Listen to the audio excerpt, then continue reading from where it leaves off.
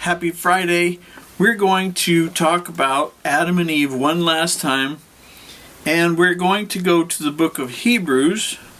So if you go to the second chapter of Hebrews, in verse 6, "But one in a certain place testified, saying, What is man that you are mindful of him, or the son of man that you visit him?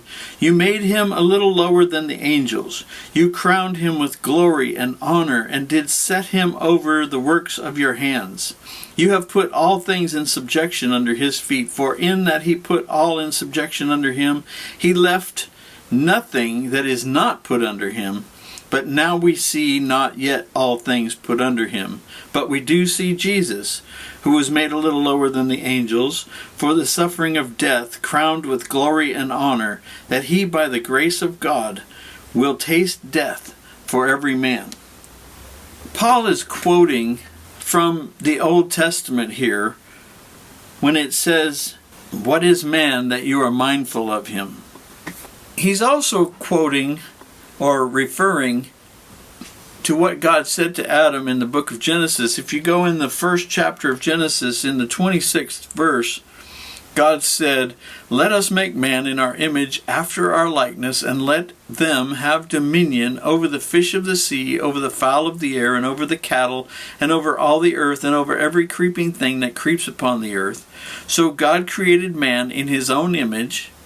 In the image of God created he him, male and female created he them. And God blessed them, and God said to them, "Be fruitful, multiply, replenish the earth, subdue it, and have dominion over the fish of the sea, over the fowl of the air, and over every living thing that moves upon the earth." What the writer of Hebrews here is saying is that Adam was given this position of being the ruler of the earth. He was given dominion. He was given this position, and the Bible says it says a little lower than the angels is what we read there in Hebrews.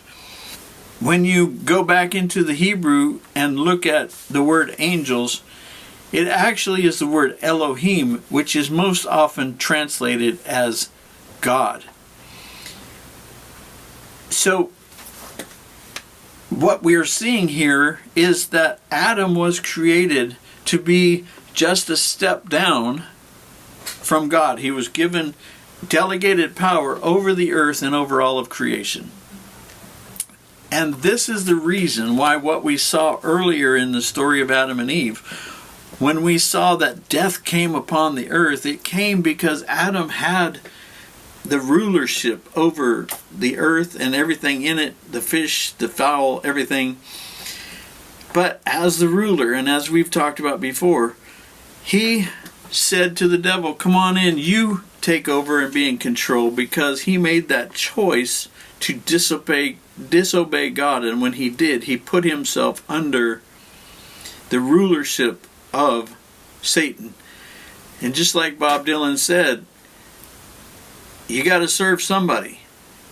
Adam was not in a position of being able to be his own God, and neither are we.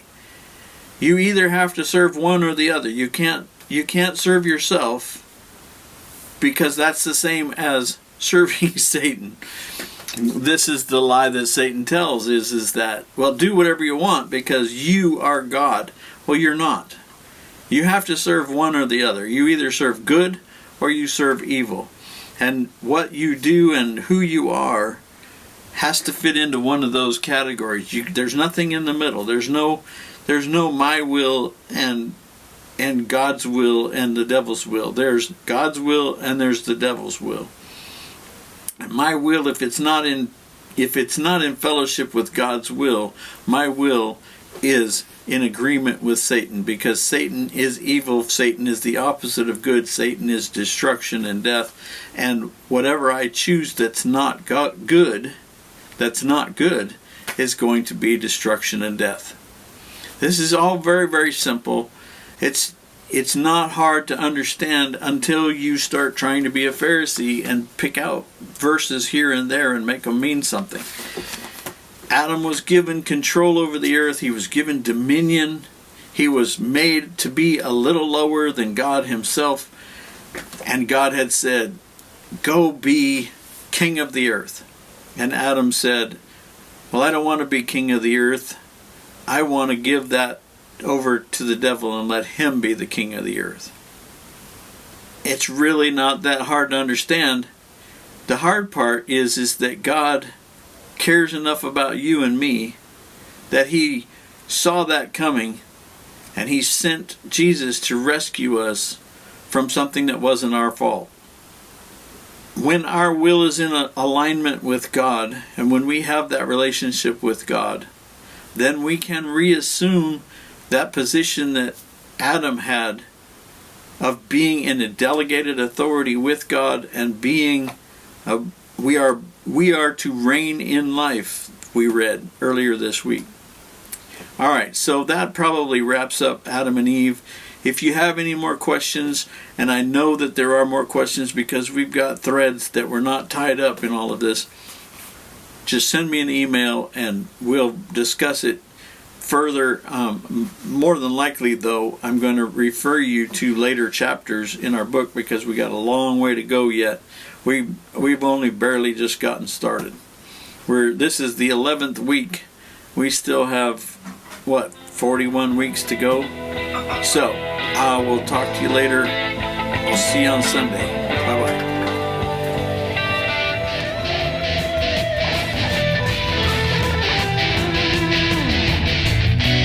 What goes up